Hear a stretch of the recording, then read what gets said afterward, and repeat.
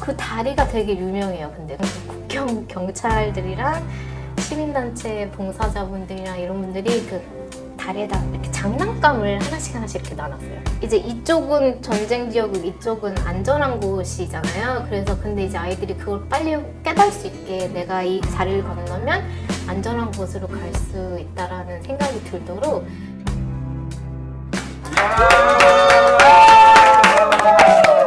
그러면 우리 가짜 슬레이트 한번 찾고. 안녕하세요. 공익법센터 어필의 줄리앙 이일 변호사입니다. 오늘은 좀처럼 보기 힘든 유엔 난민기구의 김가을 선생님을 오늘 어필 유튜브 채널에서 모시게 되었는데요. 제가 오늘 모시게 된 이유는 최근에 읽었던 책에서 우크라이나 전쟁에 관련된 활동들의 이야기를 우리는 침묵할 수 없다라고 어필해서 나왔던 어떤 인터뷰집 이걸 보고 너무 좀 큰 감동을 받고 있던 와중에 선생님께서 그 인근의 그 미션을 통해서 루마니아에 갔다 오신 이야기를 듣고 그 활동하셨던 경험이나 어떤 일들이 벌어지고 있는지 이런 이야기를 들으면 좋을 것 같아서 모셨습니다. 선생님 안녕하세요. 안녕하세요. 네, 선생님 자기소개 부탁드립니다. 안녕하세요. 저 유엔 난민기구에서 일하고 있는 김가을이라고 합니다. 네. 유엔 난민기구에서 어떤 일을 담당하고 계신지 좀 소개해 주시면 네. 좋을 것 같습니다. 네, 지금 그 한국말로 된 직함이 없어서 네네. 사실 영어로 그대로 영어로 예, Protection Associate이 제 직함인데 Protection Associate. 그걸 번역해서 쓰다 보니까 예, 이제 뭐 보호 담당관 이렇게 많이들 번역해서 쓰고. 네. 유엔 난민기구에서 언제부터 일하셨죠? 외교통상부에서 이제 국제기구 초급 전문가라는 JPO 시험이 있어요. 그때 이제 선발이 돼서 2012년도에 태국에 처음으로 JPO로 파견을 가면서 시작을 했고요. 그래서 태국이랑 루안다 그리고 그리스에서 근무를 4년 조금 넘게 근무를 하고 한국에 와서 이제 최근 6년간 지금 근무를 한 상태입니다. 그래서 그 어필에 이제 제가 처음 기관 방문을 했었을 때 네, 기관 방문 처음 하셨을 그게 때. 정말 진짜 엊그제 같은데 사실 그게 계산해보니까 11년 전이더라고요. 그래서 JPO로 가기 전에 그때 당시에 한국에 계셨던 보호관님이 이제 새로 태어난 엔지오가 있는데 축하해주러 가야 된다고 가자! 이래가지고 갔는데 그때는 이 장소는 아니었고 다른 곳이긴 했는데 그때 이제 어필을 보고 그때 이제 떠났던 기억이 나요. 2011년부터. 그게 2011년이죠. 네. 저보다 1년 먼저 활동을 하신 선배님이십니다. 선배님을 모시고 오늘 갑자기 이야기를 한 번 더 들어보도록 하겠습니다. 루마니아. 네. 이번에 다녀오셔서 사실 이야기를 좀 들었는데 네. 루마니아에서 언제부터 언제까지 이제 활동하셨던 거예요? 루마니아는 제가 4월에서 7월 동안 네. 3개월을 가 있었고요. 그게 이제 2월 24일경에 이제 공습이 시작이 됐었어요. 네. 그래서 이제 하루 지나고 25일 날 바로 유엔 난민기구에서는 그 위기 등급 이제 최고 단계인 제일 높은 단계인 3단계를 이제 지정을 했습니다. 그리고 이제 인근 국가는 2단계 지정이 됐었는데요. 그러고 나서 이제 상황이 점점 악화됐어요. 그래가지고, 3월 5일경에 이제 그 유엔의 그 인도주의 기구들의 그 조정을 맡는 그 상임위원회가 있는데, 그 상임위원회에서 이제 그 전체 그 인도주의 시스템, 그러니까 UN 뭐 NGO 뭐 포함해서 다 모든 그 가동되는 시스템의 그 스케일업이라는 것을 지정을 했어요. 그렇게 되면 모든 기구들이 그 지정에 맞춰서 이제 다 같이 이렇게 일어나야 되는 그런 의무가 있어서 그거에 맞춰서 유엔 난민기구도 3월 15일경에 저희의 그런 위기 등급을 상향 조정을 해서 이제 우크라이나뿐만 아니라 모든 인근 국가, 폴란드, 뭐 루마니아 다 이제 그 3단계 지정을 받고 그렇게 되니까 이제 그러면 물자부터 시작해서 인력까지 이제 전 세계에서 다 동원될 수 있는 그런 조건이 마련이 되는 거예요. 그래서 유엔 난민기구에서는 이제 위기 상황에 언제든지 대처할 수 있도록 전 세계 어느 곳에서 대처할 수 있도록 그 상시에 항상 그 준비돼 있는 이 제네바에 이제 위기 대응 팀이 있어요. 그 팀 외에도 저처럼 이제 곳곳 다른 나라에서 이제 근무를 하고 있던 직원들이 이제 불러지면 72시간 안에 지정된 곳에 도착을 해서 위기 대응 업무를 하는 약속을 이미 하고 훈련을 받은 상태에서 상시 대기를 하고 있거든요. 그래서 그런 그 직원 명단을 운영을 하는데 이제 거기에 제 이름이 있었고, 근데 이때 사실 그 받는 나라에서 요청이 있어야 돼요. 그래서 루마니아에서 아동보호 담당자를 요청을 했고, 그래서 제가 그 명단에서 선발이 돼서 이제 루마니아로 가게 된 거예요. 근데 이제 위기등급 2단계도 뭐 낮은 단계는 아니에요. 근데 2등급에서도 이제 필요한 인원이랑 물자가 충원이 되는데 3단계는 제일 이제 높은 단계이기 때문에 긴급하게 많이들 갔고 3일 만에 진짜 루마니아 국제공항에 딱 도착을 했는데 이 우크라이나에서 전 900만 명 이상 이미 루마니아로 이제 들어와서 여기저기 흩어져 있는 상태였어요, 이미. 그리고 하루에도 막 수천 명씩 지금 들어오던 상황이어서 국경을 넘어서. 네네네. 왜냐면 루마니아가 이제 우크라이나랑 국경이 이제 되게 넓게 닿아 있거든요. 그래서 막 쏟아져 들어오는 상황인데 그 군복무 적정 연령의 남성들은 이제 출국이 금지된 상태였고 그러다 보니 난민의 대다수가 여성, 아이 아니면 노인이었거든요. 그래서 그리고 이제 그 중에서도 아이들이 34%로 집계가 돼서 이래서 아동보호 담당자를 요청을 했구나라는 생각이 들었어요. 예. 상황 파악이 딱 되고 나니까 진짜 막 정말 진짜 생각을 할 시간도 없이 바로 이제 일을 시작을 해야 돼서 우크라이나에 이미 그런 뭐 예를 들어서 학교, 기숙사, 뭐 아동보호 시설들, 그러니까 장애 아동 뭐 숙소라든지 뭐 보육원이라든지 이런 곳에서 그러니까 단체로 아이들 피신시키는 그런 일들이 계속 일어나고 있었고요. 막 1000명 단위로 막 부모들도 애들 먼저 피신을 시키시려고 하고 나중에 부모들이 뒤따라오고 막 이런 일이 벌어지다 보니까 그러니까 부모랑 분리됐거나 아니면 부모 이제 없는 그냥 부모 없거나 미동반 아동 그 아이들이 그렇게 많이 나오고 있는데 그 사실 되게 위험하거든요. 이게 아동학대부터 시작해서 성폭력, 뭐 인신매매가 이렇게 되게 높은 위험에 노출될 수가 있기 때문에 제가 이제 그 국경에서 일하던 국경에 이제 시렛과 시겟이라는 곳에서 블루닷이 2군데가 있어요. 그래서 거기서 일을 하면서 블루닷이 무엇이죠? 네. 블루닷 처음 들어보는 단어인데 블루닷. 설명을 드릴게요. 파란색 점이란 뜻인가요? 네, 파란색 점입니다. 그래서 그런 아이들을 재빨리 식별해서 빨리 보호를 해야 되는 업무를 해야 됐습니다. 그래서 그럼 아이들이 블루닷이에요? 아니면 그 블루닷은 사실 그 유니세프랑 유엔 난민기구의 그 공동 프로젝트인데요.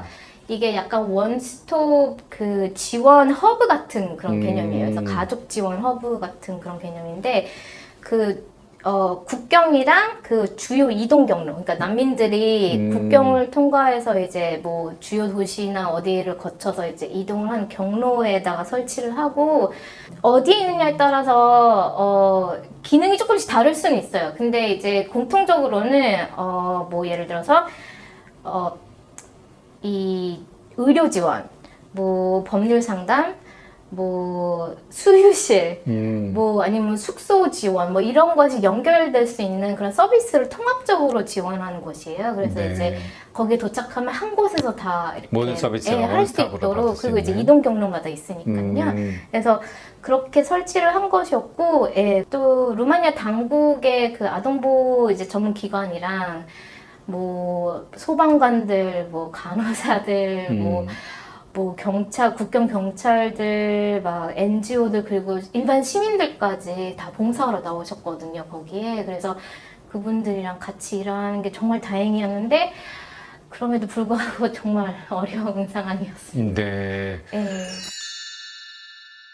지금 우크라이나 인근 국가들의 도대체 어떤 일들이 지금 일어나고 있는 거예요? 이제 좀 시간이 한국으로 이제 일단 미션 마치고 네. 들어오신 지 좀 시간이 지났긴 했지만 어떤 계속해서 이 난민들이 피난하고 있는 상황인가요? 네, 좀 되게 빨리 변하고 있잖아요. 그래서 저도 떠나온 지 좀 됐으니까 거기 아직 현장에서 근무하고 있는 직원들한테 네. 연락을 해서 좀 요즘 어떻게 되는지에 대해서 물어봤는데 지금도 여전히 지금 5, 6천 명씩 루마니아로 지금 국경을 넘어서. 하루에도 그리고 이제 왔다 갔다 하는 거예요. 왜냐면 가족을 다 못 데리고 왔으니까 그러니까요.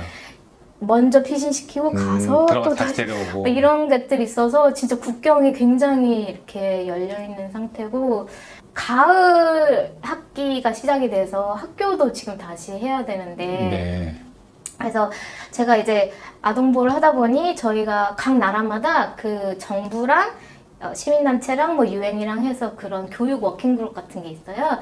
그래서 거기서 이제 사실 새 학기 시작 전에 저희가 다 이렇게 협업을 해서 어떻게 공교육의 아동들을 흡수할 수 있을까? 이게 무슨 준비가 필요할까 하면서 되게 머리를 맞대고 고민을 많이 했었는데 그때 했던 고민들이 지금쯤 결실을 맺어야 될 따라서 가을에 이제 학기 시작하면서. 네네. 그래서 지금 이제 조금 두고 봐야겠죠? 하지만 그때 굉장히 많이 노력들을 하셨기 때문에 지금 그런 작업도 이루어지고 있을 거라고 생각이 되고 또 그때 이제 루마니아 같은 경우는 우크라이나 언어가 달라요. 그래서 이제 아이들이 본격적으로 학업에 들어가기 전에 이제 언어부터 배워야 되는 상황이었어요. 그래서 속성으로 빨리 언어 교육을 어떻게 할지. 루마니아어를. 네, 그래서 그런 거를 이제 교육부랑 뭐랑 이제 NGO랑 유엔이랑 다 고민을 같이 했었었고 해서 우크라이나 교육부가 되게 우크라이나 교육 과정을 원격으로라도 이어나가려고 하는 의지가 되게 강하셨어요. 그러니까 뿔뿔이 흩어져 있지만 국민들 그리고 이제 그 다음 세대 아이들에 대한 그 끈을 놓지 우리나라의 교육을 않으려고. 계속해서 하겠다, 미래를. 네, 중요하잖아요. 그래서 근데 이제 아이들이 앞으로 자라서 하려면 사실 졸업장이나 이런 거는 이제 공인된 데서 받아야 되니까 이제 공교육에 편입되는 게 어떻게 보면 굉장히 중요한 건데 그러면 병행을 어떻게 할 수 있을까? 서로 이렇게 충돌되지 않고 이제 서로를 보완하는 뭔가 아이들한테 제일 좋은 게 뭔가라는 고민들을 하고 있었을 때 제가 이제 다 그런 고민들이 막 있었었고 제가 돌아오고 나서 이제 학기가 시작이 됐으니 네.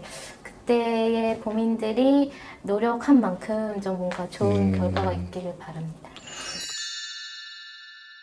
그러면 좀 기억나는 순간들이 있었다면 예를 들어서 조금 뭐 가슴 아픈 순간도 있을 수 있을 것 같고 네. 아니면 조금 뭐 사실 그런 거잖아요. 수천명이 들어오는데 모든 일들을 다 맡아서 해결할 수는 없는 것이고 그 캐퍼시티가 부족한 네. 상황에서 아니면 그래도 이거는 되게 아까 학교 얘기도 해주셨지만 좀 뿌듯하고 그 기간 동안에 좀 보람 찾는 게 있었다 이런 것들이 있다면 어떤 게 있었을까요? 너무 많아요. 너무 많아서 네. 너무 많아요. 근데 사실 제일 많이 기억이 나는 게그 아동들이 있는 숙소를 방문을 했었어요. 그때 이제 우크라이나 아동들도 있었지만 아프가니스탄 아동도 있었고 이래서 저희가 이제 루마니아의 그 아동보호 기관에 있는 숙소를 방문을 했는데 거기 계시던 거기 사회복지사분이 네. 엄청 고민을 하고 계셨어요. 왜냐면 특히 이 아프간 난민 아동이 거의 18세가 다 되고 우크라이나? 아프간 난민 아동. 네. 그러니까 그 우크라이나 전쟁이 터졌을 때 아. 우크라이나 사람뿐만 아니라 거기에 우크라이나에 있던 있었던 비호를 받고 있었던 난민 또는 아직 신청 중이었거나 그런 뭐 아프가니스탄 뭐 덩달아 또 예멘 피난을 해야 됐군요. 네, 시리아 분들도 다 있었고 뿐만 아니라 거기가 상주국이었던 이제 무국자분들도 다 같이 피난을 한 거예요. 네. 그러니까 우크라이나 안에도 다양한 사람들이 있었고 해서 그 복지사분이 이 아이가 18세가 돼서 나가야 되는데 얘를 그러니까 대학을 보내야 될지 막 취업을 시켜야 될지부터 고민을 하기 시작하고 이제 정부에서 지원금이 있는데 이제 목돈을 좀 모아서 내보내고 싶은데 이게 잘 안 되고 있고 막 이러잖아요. 그래서 거의 부모처럼 아이를 걱정하고 있더라고요. 네. 그 아이를. 근데 제가 이게 처음 보는 그런 상황이 아니에요. 왜냐면 태국에 있을 때도 이런 숙소 담당하시는 그런 분들이 같은 고민들을 하고 계셨고 또 루안다에서도 이런 보육원 원장이나 이런 분들이 그렇게 고민하고 계시거든요. 게다가 한국에서도 예전에 그 토론회에서 뵀는데 한국에서도 똑같이 원장 선생님들께서 아이가 나갈 때쯤 되면 되게 같은 고민을 하고 계신 게 기억이 나서 진짜 동시에 그 모든 사람들이 겹쳐 보이는 그런 그러니까 아시아 뭐 아프리카 뭐 유럽을 따지지 않고 그런 경험들도 했어서 그게 좀 인상이 많이 남았고요. 또 그 난민분들이 그래서 저희가 이렇게 진짜 국적, 인종 다 섞여서 다 나타났잖아요. 근데 저희를 보면은 이제 우리나라에서 무슨 일이 있었는지 알아? 막 이러면서 막 얘기를 하고 싶어 하시는 분들도 있고 네. 완전 이 쇼크? 불과 막 며칠 전에 있었던 일이라서 완전 쇼크 상태이신 분들도 있고 해서 그때 상황에 맞춰서 그분들이랑 같이 일을 해야 됐었는데 서비스 지원도 해야 되고 어디 연결도 해드려야 되고 막 상담도 해야 되고 하는데 그중에 이제 좀 부모님들을 모아놓고 그 심리적 응급치료라는 게 있어요. PFA라고 하는 그거를 하기 위해서 이제 부모님들 앞에서 제가 서서 이제 처음에 이제 자기소개를 했죠. 네. 안녕하세요. 유엔 난민기구에서 온 이제 보호 담당관입니다. 이렇게 소개를 했는데 그 자리에서 눈물을 팍 흘리시는 분이 계신 거예요. 네. 진짜 별거 없었어요. 이름이랑 기구에서 왔고 제 역할이잖아요. 그러니까 그거 소개를 딱 했는데 눈물을 막 흘리시는데 이제 심리적 응급처치를 끝내고 끝나고 나서 이제 웃으시면서 저보고 이렇게 치료받은 것 같다고 하면서 이렇게 안아주시고 가셔가지고 그것도 되게 생각이 나고 그때 어떤 할머니는 이게 첫 전쟁이 아니신 거예요. 그 PFA를 할 때 이렇게 제가 해드리기도 하지만 그 방법을 가르쳐 드려요. 그래서 이제 주변 사람들과 그래서 이게 계속 퍼져나갈 수 있게 숙소에서도 하고 밤에 뭐 가족들이랑도 해보고 그 다음 도시로 가고 그 다음 도시로 이동할 때 거기 가서도 만약에 할 수 있으면 해서 방법을 가르쳐 드렸는데 할머니가 집에 가서 뭐 이렇게 손자 손녀들이 뭐 악몽을 꾸거나 뭐 이럴 때 잘 해보시겠다고 하면서 막 이렇게 되게 씩씩하게 가셨어요. 네. 그래서 막 이 난민분들이 물론 진짜 우리가 상상할 수 없을 만큼 엄청난 그 역경과 아픔이 있으신데 또 저렇게 되게 회복력이 있으시구나 이런 거라는 모습을 봐서 그러니까 그런 게 많이 기억이 나요. 의연한 할머니 대단하세요. 의연한 되게 할머니.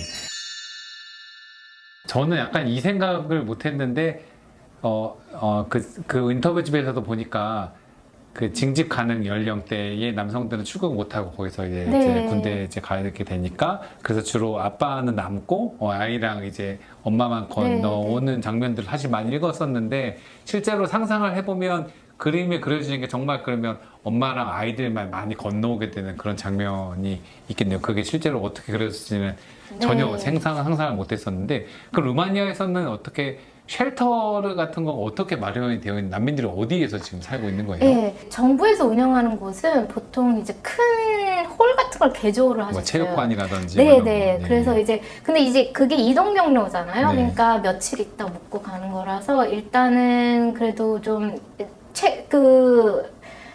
좀 더 보호가 필요하신 분들, 그 노약자나 뭐 이런 어린 아이라든지 이런 경우는 빨리 식별해서 그런 숙소 말고 다른 데로 빨리 이렇게 민간 숙소나 뭐 아니면 루마니아 사람들이 자기 집으로 네. 데려가셨어요. 진짜 너무 신기하게. 그러면서 이제 정부 지원금을 요청할 수도 있고 그래서 그런 식으로 운영이 됐는데 거기를 다 알고 찾아가지는 않으세요.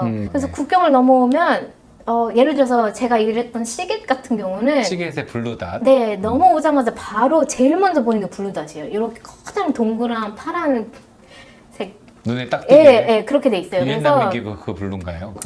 그러니까 유엔 난민기구와 유니세프의 유니세프의 중간 공동 블루. 프로젝트이기 네. 때문에 그냥 파란색만 파란색, 있는 네. 거기 들어가면은 원스톱이기 때문에 다 같이 NGO부터 시작해서 뭐 적십자나 뭐 정부 기관들이 다 같은 곳에 텐트 안에서 하고 있고 서로 연결해 주는 거예요. 그래서 난민 가족이 오면은 뭐 이모나 뭐 할머니가 독일에 있는데 거기 가기 위해서 여기를 거쳐가야 되고, 근데 가는 도중에 숙소가 여기에 있고, 근데 이제 뭐 아이가 뭐 무슨 뭐 약이 필요한데 그 약을 어디서 구할 줄 모르고 막 이러면서 이제 상담을 하고, 또 그 중에서는 이제 난민 신청을 해야 되고, 그러니까 그런 법률 상담을 받아야 되고, 왜 못 돌아가는지, 무슨 두려움이 있는지 그런 거 해서 한 곳에서 다 상담해서 이렇게 연결하고, 단체들이 다 같이 모여서 한 텐트에서 하고, 버스를 연결해서 보내드리기 전에 좀 모여야 되니까 기다리는 시간이 있어요. 네. 그래서 이제 아동 친화적인 그런 놀이터나 뭐 이런 조금 잠깐 잠을 잘 수 있는 네. 이런 것들이 마련이 돼 있습니다. 근데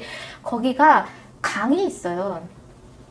강의 이쪽은 아까 시계신가 거기 네, 있잖아요. 네. 그게 국경이에요. 그래서 강의 이쪽은 루마니아고. 우크라이나고 강의 이쪽은 이제 루마니아인데, 겨울엔 사고가 좀 있었어요. 왜냐면 그 이제 국경을 넘으려고 하는 정규적인 방법으로는 못 넘으니까, 왜냐면 이제 출국이 금지되어 있는 상태에서 남성분들이 그 강을 건너다가 사고도 네. 있었고, 근데 이제 발견이 되면 루마니아 정부에서 이제 그 난민 신청을 할 수가 있어요. 예. 그래서 이제 근데 문제는 발견이 되는 거고 구출돼야 되잖아요. 그래서 이렇게 되게 그러니까 이 젖은 채로 모든 걸 다 잃은 채로 오시기도 하고, 시계 블루닷에 그 텔레콤 무슨 회사에서 공짜로 준 심카드가 잔뜩 있었거든요. 네, 근데 이제 오자마자 그 한 케이스가 하나 있었는데, 남편분이 이제 와이프분이 다른 곳에 계셨나 봐요. 근데 자기가 무사히 강을 건넌 걸 알려야 되는데 건너는 과정에서 핸드폰이 젖은 거예요. 네.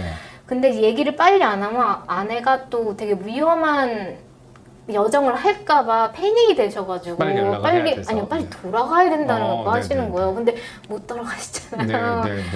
예, 그래서 신카드 드리면서, 근데 맨 처음에 만났던 NGO가 그렇게 상담을 했다고 그러더라고요. 신카드 네. 드리면서 빨리 아내분한테 연락하시라고. 예.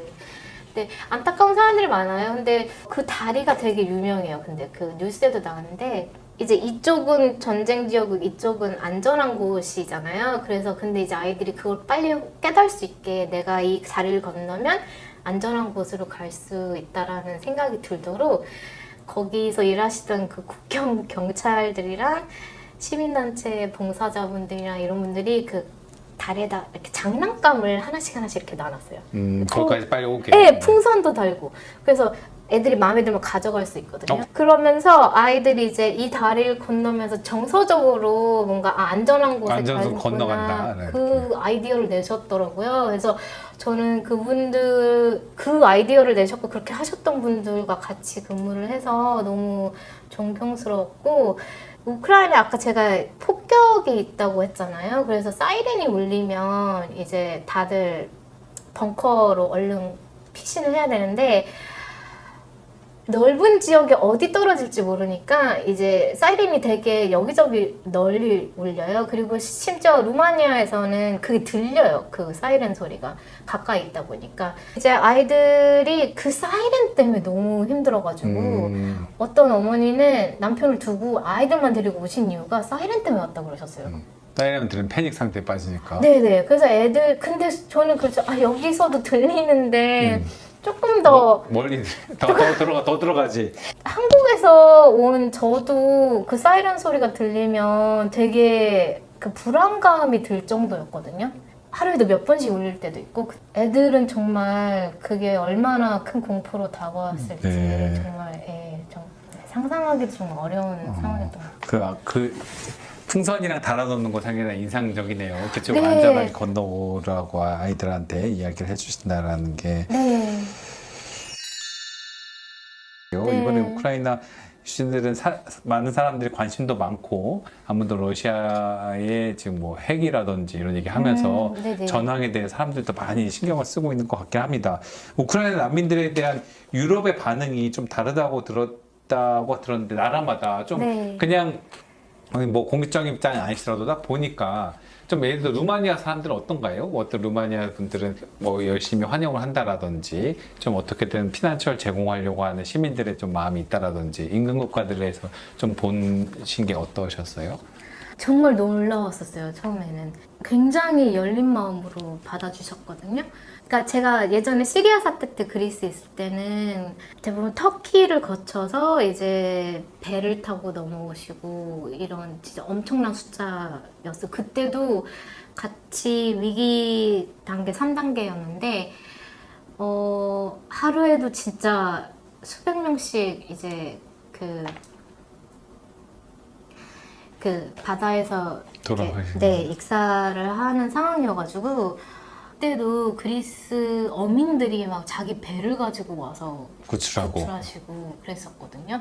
근데 루마니아에서도 그런 진짜 똑같은 그 인간의 같은 거를 많이 느낄 수 있었던 게 막 봉사도 봉사지만 진짜 자기 집을 개방하시고 막 이런 거잖아요. 그런 되게 희망적인 모습도 많이 봤어요. 근데 물론 차이는 좀 있었죠. 예. 그리고 아까 말씀하셨던 내용이 제가 생각이 나서 그런데 저희 유엔 난민기구의 최고 대표님 필리포 그란디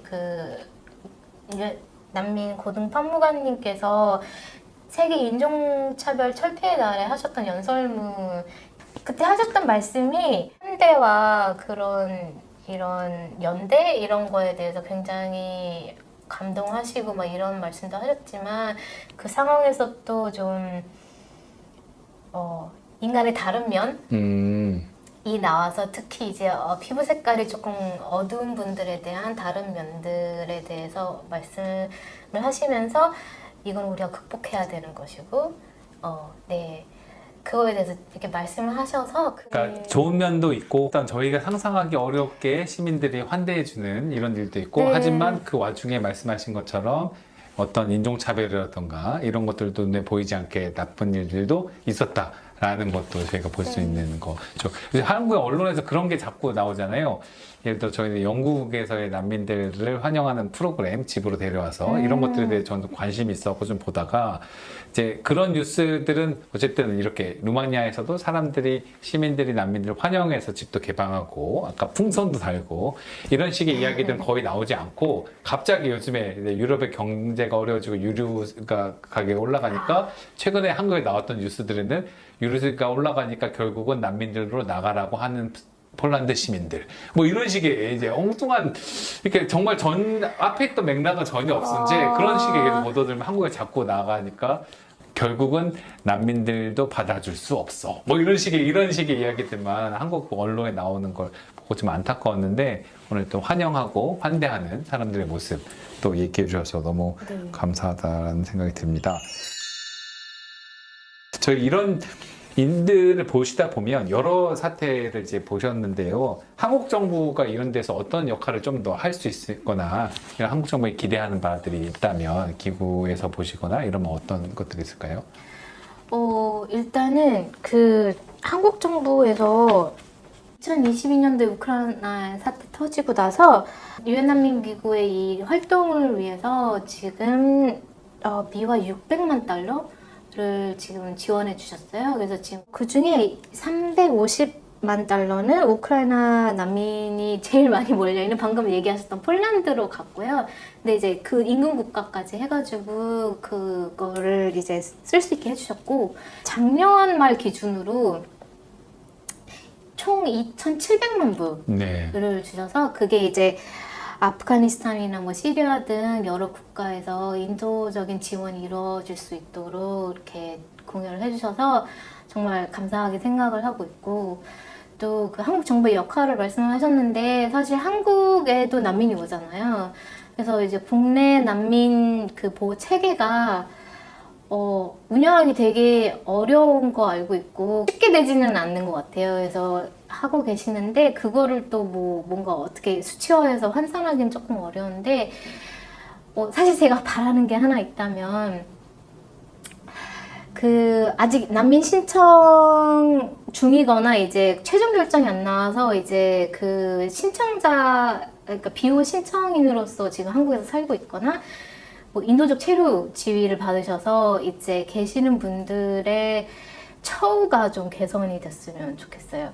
한국에서의 생활이 좀 이렇게 힘들고 좀 녹록지 않을 때가 되게 많은데 그분들이 사실 취업이나 교육에 조금 더 쉽게 접근할 수 있었으면 존엄성을 좀 유지를 하면서 이렇게 자립을 하실 수 있지 않을까라는 생각이 많이 듭니다. 그래서 예, 처우 개선의 부분이 조금 제가 바라는 한 가지를 뽑자면 네. 네. 또 이렇게 하시고 싶은 이야기와 하실 수 없는 이야기들이 좀 있었다고 생각이 들고 저희들의 시민사회들의 단체들 입장에서는 한국의 어떤 공여금도 좀 많이 부족했던 거 아닌가라는 생각도 저희들의 입장에서는 좀 들기도 했고 좀 더 한편으로는 해외에 이렇게 공여금을 주고 이렇게 지원하는 것도 필요하지만 동시에 그런 활동들이 한국에 있는 난민들에게도 잘 연결될 수 있도록 같은 시스템을 잘 유지하는 것이 필요하다는 생각이 들었는데 한국의 어목한 난민들의 어떤 처우와 이런 말씀하셨던 현실들을 보다 보면 이제 그런 게 이제 좀 아직 나아갈 과제들은 많이 남아있는 게 아닌가라는 생각이 듭니다. 저는 이런 이제 질문들 거의 마지막 질문입니다. 유엔 난민기구에서 일을 하셨을 때 2011년에 왜 하셨고 지금까지 이제 12년 정도 이제 되신 것 같은데 그러면 그 과정 속에 어떤 느꼈던 보람이 있다면 내가 이 일을 지금도 하고 있는 이유.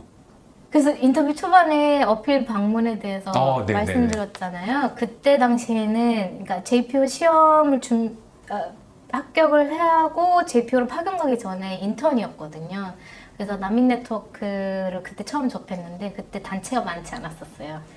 예. 여기서 조그맣게 회의할 정도 수준인 네, 거죠. 맞아요. 그래서 뭐, 예, 난센, 뭐, 피난처, 뭐, 에코팜무, 뭐, 공감, 뭐, 하고 이제 뭐 이렇게 몇몇 더 이제 활동가들, 개인 활동가들 뭐 분들이 있으셔가지고 근데 돌아와서 보니까 훨씬 더 커져 늘어나 있더라고요. 그래서, 그런, 네, 생각이 좀 많이 바뀌었던 게 제가 사실 그 난민 일을 하게 된 거는 그러니까 그때 인턴을 하게 된 거는 사실 이미 직장에 있었어요 제가. 근데 그걸 그만두고 유엔 난민교회 인턴이 됐는데 그게 이제 전 직장에서 좀 현타 와가지고 그러니까 제가 전쟁학부에서 분쟁학 석사를 하고 연구를 했었어요. 그래서 이제 연구원으로서 1년 동안 뭐 논문도 쓰고 막 하는데 현타가 왔어요. 아 이제 현장에 가야겠다. 연구하고 숫자하고 논문만 보다가 네네. 그래서 현장에 가야겠다 해가지고 유엔 난민교회에서 인턴을 하게 됐는데 그때는 진짜 현실을 몰랐어요. 그때는 진짜 아무것도 모르고 시작을 했었고 JPO가 돼서 현장에 갔는데 난민 캠프라는 곳에 처음 가봤고 거기서 난민들이랑 진짜 밀접하게 계속 일을 했었어요. 그 미얀마 태국 국경에 있는 타민이랑 반동양 캠프에서 일을 했었는데 그때 이제 첫째 아이를 임신을 했고 제가 이제 아동 최상위익 심사관으로서 그 심사를 하기 위해서는 이제 인터뷰도 하고 아이들 가정 방문도 해야 되고 이제 이것저것 해야 돼서 난민 가정 방문을 캠프에서 계속 해야 되는 상황이어서 임신한 상태에서 네. 그래서 막 만삭인 된 상태에서 왜냐면 아이들 인터뷰할 때는 또 아이들한테 맞게 인터뷰를 해야 돼서 가서 해야 되죠 당연히. 가정 방문을 많이 하고 막 만삭이 된 상태에서 막 캠프를 돌아다니고 난민들 집을 들락날락 하고 있다 보면은 그 어느 나라 똑같아요. 임산부를 보면은 그 배를 만져보고 싶은 그래서 그 난민분들이 저 이렇게 배를 이렇게 쓰다듬어 주시면서 막 건강하겠어 말은. 네. 이거랑 한국의 할머니들. 네, 막 아들인지 딸인지 추측도 예, 해보시고 막 이러면서 그러면서 근데 얘야 이 아이도 너 우리처럼 무국적이 되면 어떡하냐. 우리는 괜찮으니까 이제 귀국을 해서 출산을 하라고 그러셨거든요. 그래서 제가 거기서 막, 괜찮아요. 저는 이제 방콕에 있는 한국 대사관 가서 출생신고하면 된다고. 이렇게 얘기를 하는데, 그 통역사가 이제 같은 민족 출신이셨거든요. 근데 이제 되게 막 울컥하시더라고요. 그래서 제가, 이게 나한테는 살면서 너무 당연했던 출생을 해외에서 해도 우리 아이는 이제 대사관에 가서 예, 등록을 할 수 있는 너무나도 당연했던 출생 등록이라는 게 누구한테는 이게 당연한 게 아닐 수 있구나라는 생각과 그런 그때 되게 많이 깨달은 순간이었고 그때 그 아이가 이제 많이 커서 네, 우리 첫째 딸이 많이 커서 이 유튜브 나가라고 한 것도 우리 딸인데 네. 엄마야 갑자기 이것도 뭐 엄마 나왔다 나를 제가 루마니아에 긴급 파견으로 가 있는데 이제 아이가 핸드폰을 쓸 줄 알아요. 엄마 뭐해? 엄마 뭐해? 시차도 상관없어요. 엄마 뭐해를 계속 보내는데 마치 그 애가 저를 지켜보고 있는 것처럼 네. 거기서 일을 했었어요. 그래서 돌아와서 보니까 엄마 자랑을 막 여기저기 해놨더라고요. 그래서 이제는 워킹맘으로서 좀 뭔가 아이한테 자랑스러워 하고 싶어서 개인적으로 일을 하고 있지 않나 해요. 근데 이제 당연히 제일 보람됐었던 일이 지금 말씀하신 기간 동안 되게 많았지만 이게 우리가 다 사람이고 조금만 다가가면은 이해하지 못할 일이 없는데 아까 말씀드렸던 난민들의 그런 엄청난 용기와 그런 회복력? 뭐 이런 부분도 정말 일을 계속할 수 있게 해주는 오히려 제가 보고 그런 거 배우고 할 수 있는 거가 돼서 여태 하고 있는 것 같습니다. 근데 시민사회와 같이 연대하는 그런 활동이 정말 중요한 것 같아요. 그러니까 예전에 아마 일 변호사는 기억하시는지 모르겠는데 저한테 되게 그 시민단체와의 관계에 대해서 제가 되게 고민을 많이 하는 것 같다 막 이러시면서 이렇게 얘기하신 적이 제가 있어요. 감히 그렇게 말한 적이 있나요? 네. 그래서 그때도 제가 태국 얘기를 잠깐 했던 걸로 기억하는데 같이 계속 부대끼다 보면은 당연히 저희가 맞아요. 네. 답답할 수밖에 없어요. 왜냐면 유엔 난민기구는 저희가 하는 일이 물론 다 같은 곳을 바라보면서 난민 보호를 얘기를 하고 있지만 저희가 하는 모든 일이 다 공개되지는 않아요. 얘기를 하다 보면은 이제 조금 간접적으로나 아니면 조금 어떻게 보면 좀 뜬구름 잡는 얘기가 좀 많이 나올 수도 있고 해서 시민사회에서 저희랑 같이 일을 하실 때 뭐 그럴 수도 있는데 그럼에도 불구하고 같이 협력해 주시고 이렇게 지적도 해 주시고 이래서 그런 부분이 정말 되게 도움이 되고 해서 앞으로도 좀 잘 부탁드리고 저희는 계속 그렇게 함으로써 이제 한국에서 옹호 활동을 할 때 아까 제가 처음에 소개드렸던 제 직함에 보호란 말이 있잖아요. 근데 그 보호가 도대체 뭐 하는 사람이냐 설명을 하라 그러면 이래서 좀 막히는 것 같아요. 그 보호를 설명할 때 옹호가 당연히 들어가요. 그러니까 보호가 도대체 뭔지. 그리고 제가 이 직함이 계속 있는 한 계속 받을 질문이어서 옹호를 하고 보호를 하는 활동이 결과적으로는 난민분들이 이제 좋은 환경에서 뭔가 다시 인간다움을 살 수 있게 이제 회복을 하고 뭔가 영구적인 해결책을 얻을 수 있는 그 길로 가는 그 길목에서 도와드리는 건데 그게 되려면 이제 인식 개선이 돼야 되고 그러면 이제 시민단체에서 하시는 그런 활동들 있잖아요. 그러니까 이제 옹호도 하고 뭐 이렇게 공공 장소에서 담론도 만들어 가시고 막 이런 활동이 너무 중요한데 그게 이제 항상 국제기구에서 혼자서 가져올 수 있는 것은 아니잖아요. 그리고 이제 사회가 변하려면 이제 그거를 밖에서 가져올 수 없고 내부에서 일어나야 되는 것인데 그래서 같이 이런 거에서 협력을 했으면 좋겠고 사실 제가 하는 말이 얼마나 임팩트가 있을지는 모르겠지만 아닙니다. 그래도 지금 보고 계시는 분들이 이렇게 들으시면서 뭔가 잔잔하게라도 뭔가 잔상 같은 게 남아서 일상생활 같은데 막 뭐 식사하는 자리나 이런 데서 좀 이렇게 이런 난민에 대한 대화가 좀 이렇게 되고 좀 스며들고 이랬으면은 좋겠습니다. 그런 바람도 있어서 제가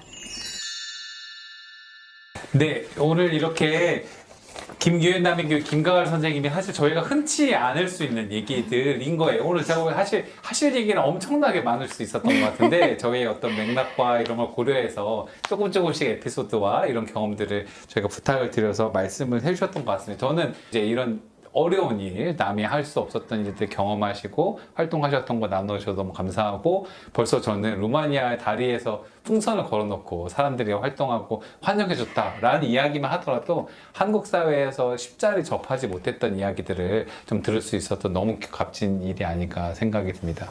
그러면 김가을 선생님 오늘 이렇게 모시고 오늘 인터뷰 나눠봤고요. 선생님 오늘 너무 감사합니다. 감사합니다. 자, 이렇게 우리 인사, 네. 네. 감사합니다. 네. 네, 네. 그래서 거기 스톱을 눌러주시면 되겠습니다.